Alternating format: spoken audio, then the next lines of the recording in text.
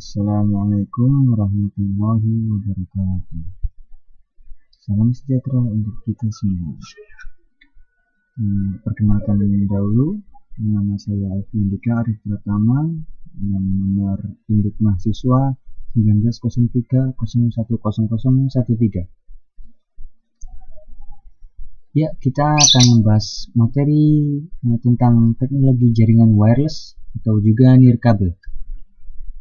Kita lanjut. Wireless berarti tanpa kabel, yakni sebuah teknologi komunikasi yang memanfaatkan gelombang radio sebagai media yang digunakan. Contoh, remote control, remote TV, terus mouse wireless, IRDA, Bluetooth.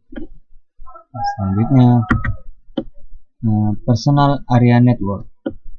IRDA menggunakan sinar, sedangkan Bluetooth menggunakan frekuensi radio.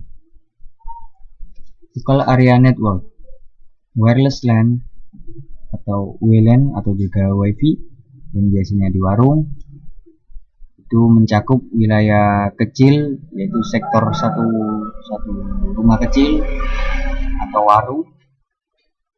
Selanjutnya ada MAN, Metropolitan Area Network, XYNEX, itu lingkup seperti gedung besar atau rumah yang luas gitu. Selanjutnya ada WAN, Wide Area Network, bisa mencakup provinsi ataupun negara ataupun benua juga bisa. XGSM, itu sinyal seperti sinyal HP itu, sinyal kartu. Selanjutnya ada topologi jaringan terdiri dari topologi ad hoc sama topologi infrastruktur. Dalam topologi ad hoc, komputer yang terhubung melalui wireless tidak menggunakan perantara atau disebut sebagai koneksi peer-to-peer, di mana koneksi jaringan dilakukan secara langsung antar komputer ataupun laptop. Jaringan wireless ad hoc dapat juga dikatakan sebagai desentralisasi jaringan wireless. Jaringan ad hoc merupakan bentuk komunikasi jaringan wireless yang paling sederhana. Pada jaringan ad hoc, router dapat dengan bebas melakukan organisasi jaringan yang berakibat topologi akan berubah dengan cepat dan sulit untuk diprediksi. Dengan fitur ini, jaringan ad hoc mengalami beberapa tantangan, antara lain multi-hop, mobility, kombinasi jaringan yang besar dengan berbagai peralatan yang berbeda, bandwidth, dan keterbatasan konsumsi baterai. Jaringan ad hoc juga memerlukan protokol routing karena setiap node memerlukan pertukaran data. Berbeda dengan jaringan infrastruktur, jaringan ad hoc tidak membutuhkan sebuah wireless LAN untuk menghubungkan masing-masing komputer dan topologi. Jaringan yang terbentuk adalah jaringan mesh. Berikut adalah beberapa keuntungan dari sebuah jaringan wireless ad hoc. Jaringan wireless ad hoc sangat sederhana dalam men-setup-nya. Tancapkan adapter wireless ke laptop atau komputer, konfigur softwarenya, dan Anda pun sudah bisa melakukan komunikasi antar laptop. Jaringan ad hoc adalah murah karena Anda tidak memerlukan sebuah wireless access point. Jaringan ad hoc adalah cepat. Rate throughput-nya antar adapter 2 kali lebih cepat daripada Anda menggunakan wireless access point dalam topologi infrastruktur. Konsep jaringan infrastruktur, di mana untuk membangun jaringan ini diperlukan wireless LAN sebagai pusat. Wireless LAN memiliki SSID sebagai nama jaringan wireless tersebut.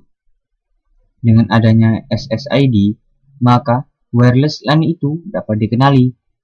Pada saat beberapa komputer terhubung dengan SSID yang sama, maka terbentuklah sebuah jaringan infrastruktur seperti di gambar ini. Terlihat bahwa beberapa komputer dihubungkan oleh satu wireless LAN. Di sini, topologi jaringan yang terbentuk adalah topologi start.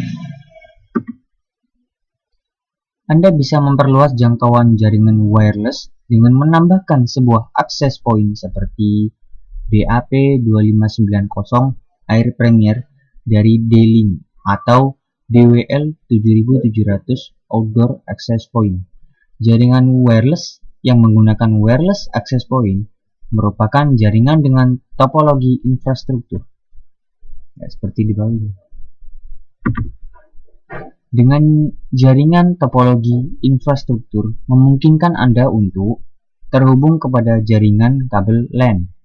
Sebuah wireless access point memungkinkan Anda memperluas jaringan LAN Anda dengan kemampuan koneksi secara wireless. Komputer pada jaringan kabel dan komputer dengan koneksi wireless bisa saling berkomunikasi satu sama lain. Hal inilah yang menjadi kekuatan utama dari topologi wireless infrastruktur.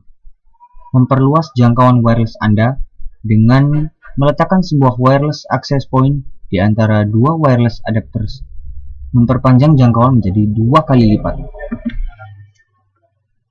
Menggunakan kemampuan roaming.